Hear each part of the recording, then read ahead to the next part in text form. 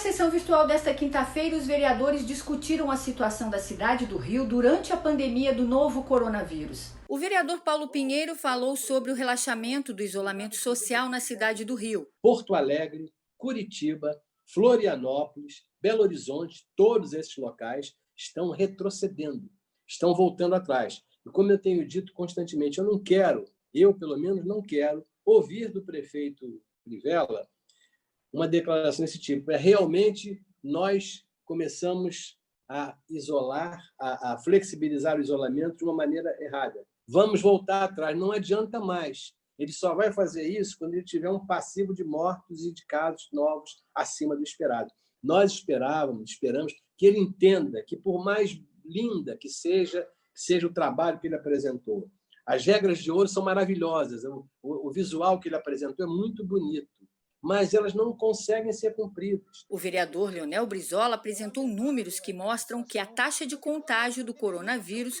começou a subir na cidade. A taxa de contágio na cidade do Rio de Janeiro também voltou a subir, né? Ou seja, tanto no estado como no município, começa a subir de novo a taxa de contágio. Mais de 100 mil casos no estado e 6 mil mortos. Ou seja, nós percebemos que a taxa de contágio em maio era de 1,72, no início caiu para 1,03, onde começa o início da flexibilização, e no mês de junho, agora para esses finais, começa a subir 1,39, ou seja, classificada como alta. Ou seja, nós ainda percebemos no nosso estado, o fenômeno da interiorização. Ou seja, no interior do estado do Rio de Janeiro, fim de maio era 1,81, mais ou menos, muito alta. Início de junho, deu aquela expectativa que antes estava mais ou menos um pouco de isolamento, um isolamento meia-boca, vamos dizer assim, 1,35, e agora, no junho, que o Estado abriu, o município abriu, não temos uma orientação da Presidência da República, voltou a ficar muito alta de novo, 1,57. Né? Ou seja, as últimas semanas foi a pior no Estado desde o início da pandemia. O vereador Tarcísio Mota criticou o planejamento da Secretaria de Educação para a volta às aulas. O Tribunal de Contas do município já apresentou à SME questionamentos sobre compra de uniformes e materiais com as escolas fechadas. Nós temos indícios e tivemos denúncias sobre compra de álcool gel superfaturado. Temos essa confusão completa na distribuição das cestas básicas. Contratos que agora são rescindidos, gerando desemprego e dificuldades, porque a gente precisa de mais gente nas escolas para conseguir... São muitas decisões equivocadas, falta de planejamento. Quem vai pagar o pato por isso são as crianças das nossas escolas, são os cidadãos da nossa cidade, e isso não pode continuar acontecendo. Já o vereador Dr. Marcos Paulo destacou a preocupação com a possibilidade de não haver a vacinação contra a raiva este ano. A gente espera que a Prefeitura do Rio de Janeiro, junto com o Estado do Rio de Janeiro e a União, promovam essa vacinação. É algo que nos preocupa muito e principalmente aos nossos animais de estimação, à população do município e do estado do Rio de Janeiro. Durante a sessão virtual, os vereadores também demonstraram uma grande preocupação com os recursos destinados à área de cultura da cidade. Quando nós votamos de boa fé, votamos na boa intenção de que estaríamos dando ao prefeito, né, ao montar o Caixa Único, né, liberar os recursos dos fundos, né, e os recursos destinados especificamente a cada uma das áreas, nós pudéssemos estar contribuindo com o prefeito para que ele pudesse enfrentar a pandemia, né, com liberdade de recursos e pudesse, ao mesmo tempo, pagar os servidores em dia, que era a nossa maior preocupação naquele momento. Me parece, pelo menos essa é a informação que a imprensa passa, de que a prefeitura vem se utilizando, né, da lei que nós votamos no sentido de contrariar, né, o espírito da lei do ISS, negando aos produtores culturais os recursos que são a eles destinados através das empresas, né, e que, enfim, de acordo com a legislação, diminui a cobrança do ISS e os recursos do ISS são repassados, né, ao fundo municipal. A prefeitura não tem cuidado da proteção social de artistas. Nós temos a turma do audiovisual, nós temos o pessoal da arte pública, o pessoal da música e diversos segmentos do teatro, da dança, das diversas linguagens, o melhor de todas as linguagens. A gente sabe que esses trabalhadores da cultura têm passado muita dificuldade e a prefeitura não tem levado em consideração, levado adiante o projeto de lei aprovado nessa casa, apresentado pelo vereador Tarcísio, e depois tendo coautoria de diversos vereadores, de todos nós, certamente, que estamos aqui na sala nesse momento, e a prefeitura não tem levado em consideração. Então, acho que a gente devia, viu, Tarcísio e Rosa, bater um papo sobre isso e tentar abrir, não sei se um debate público, uma audiência pública, uma conversa com a Secretaria de Cultura, para a gente tratar desse tema que a PTR vem levantando para nós. Junho é o mês da conscientização contra a obesidade mórbida infantil. Segundo a Organização Internacional World Obesity, atualmente cerca de 158 milhões de jovens entre 5 e 19 anos convivem com excesso de peso. E esse número deve aumentar para 254 milhões em 2030 em todo o mundo. No Brasil, 1 a cada 3 crianças de 5 a 9 anos está acima do peso. A quarentena pode piorar esse quadro, já que em casa e fora da rotina as pessoas podem acabar comendo mais. Por outro lado, especialistas reforçam que o isolamento social pode ser tomado como uma chance de abandonar maus hábitos alimentares e a adoção de uma dieta mais saudável. Falar desse assunto é muito importante, especialmente nesse período de quarentena. As crianças estão em casa, fora da rotina escolar, e muitas delas podem ficar ansiosas e acabar comendo mais. Isso é um fator que pode levar à obesidade? Bom, isso que você falou, realmente a gente observa que tem acontecido com toda a camada populacional, inclusive com as crianças que estão em casa, porque as aulas estão suspensas, nesse período estão em casa junto com a família. Muitos pais têm que trabalhar em home office, estão tendo que trabalhar, fazer as tarefas domésticas, então, às vezes, tem alguma dificuldade até no preparo de um alimento saudável.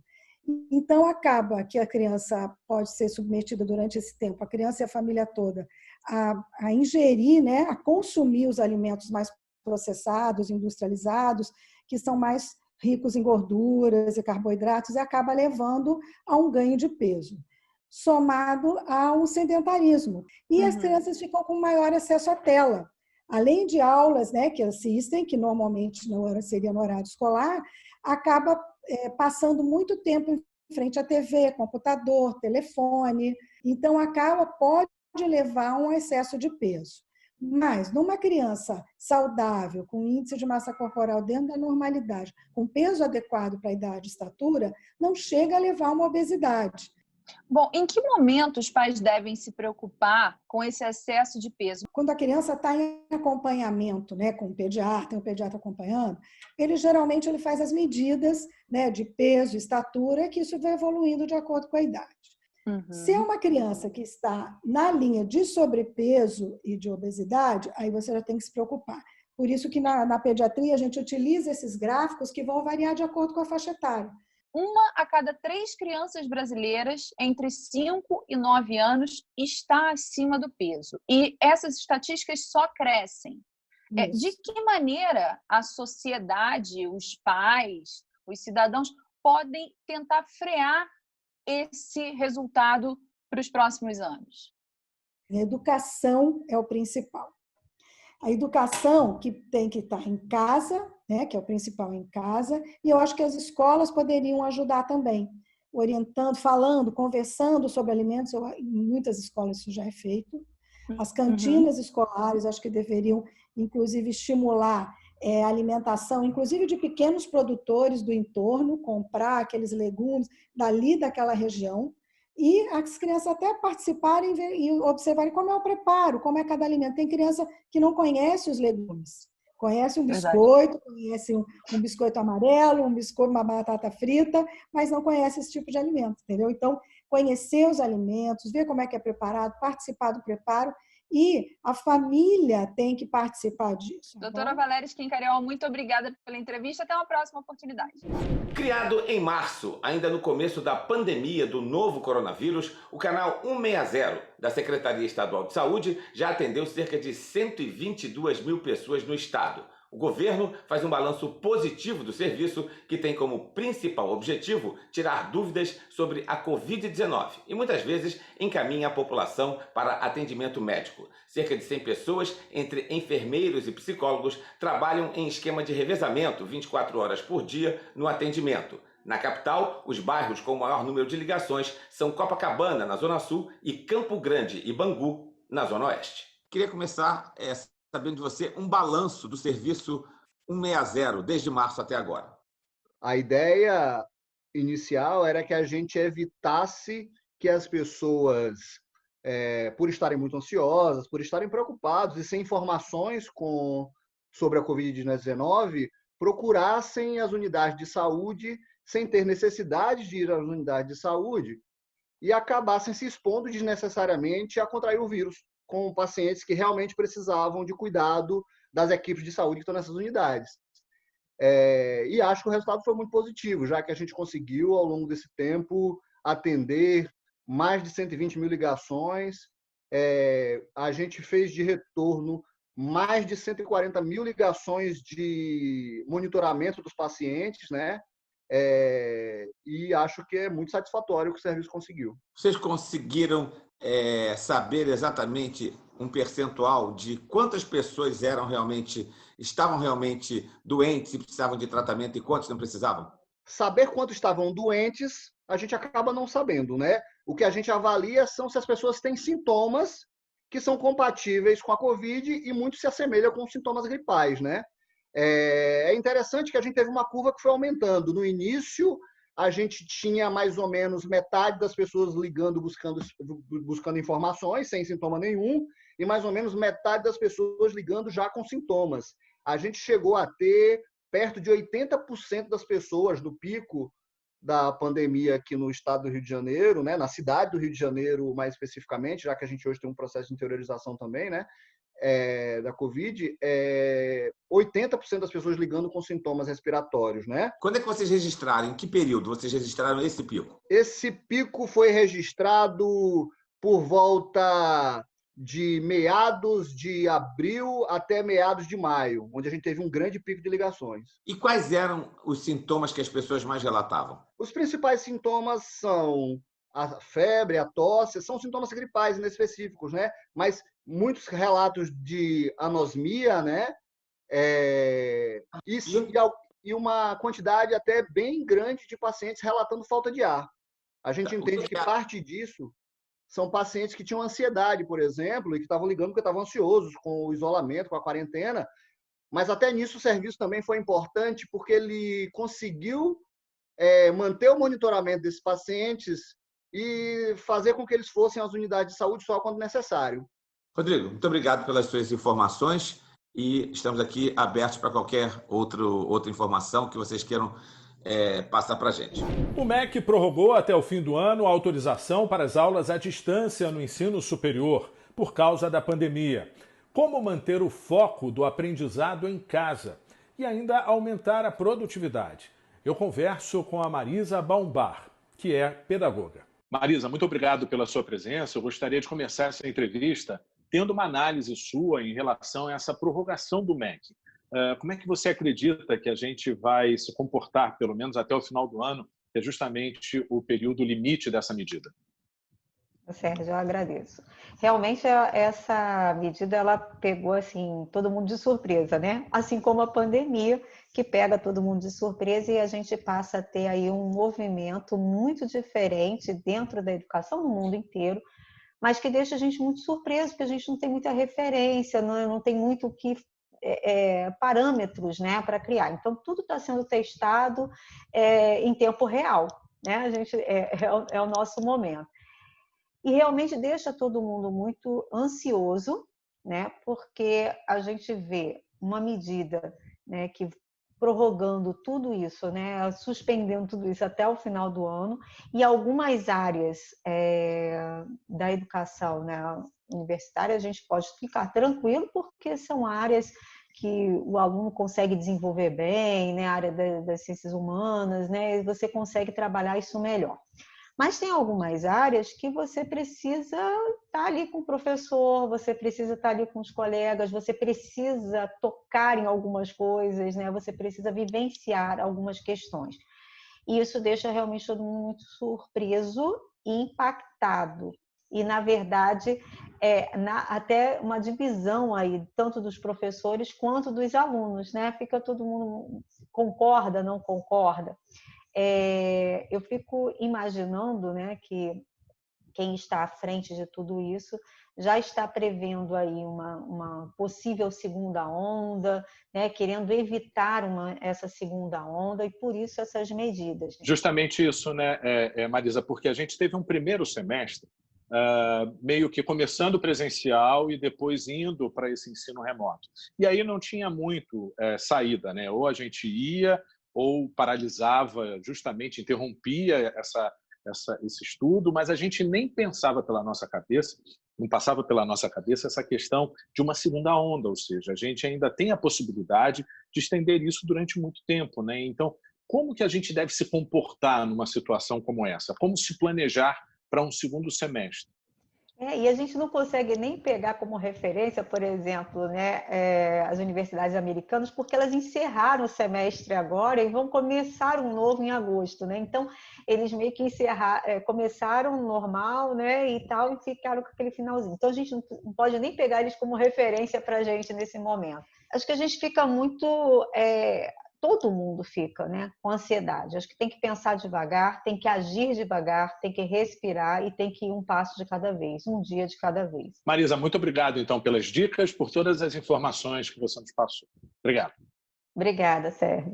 28 de junho é celebrado o Dia Internacional do Orgulho LGBTI e, por causa da pandemia, este ano a festa será em casa. As tradicionais paradas em várias ruas do país serão substituídas por diversas mobilizações virtuais. Eu converso com Cláudio Nascimento, coordenador executivo do Grupo Arco-Íris de Cidadania e diretor de políticas públicas da Aliança Nacional LGBTI. Muito obrigada pela participação.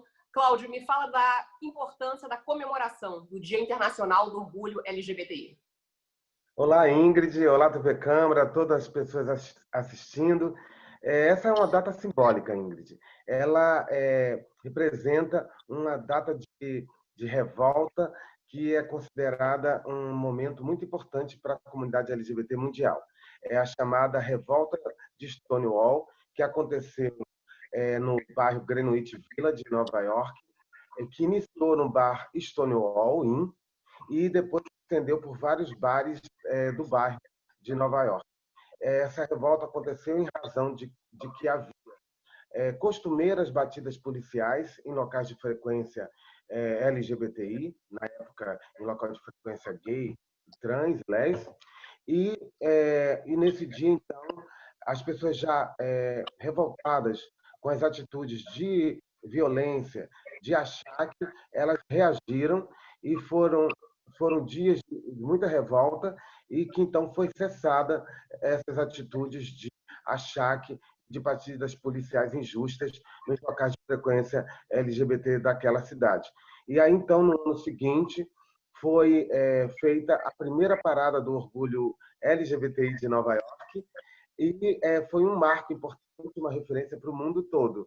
No Brasil, a gente iniciou as comemorações da década de 90, especialmente, e realizou a primeira parada do orgulho LGBTI em 1995, aqui no Rio de Janeiro. Eu sou um dos fundadores, eu tinha 22 anos de idade, 23, e foi muito importante, naquele momento, realizar esse evento.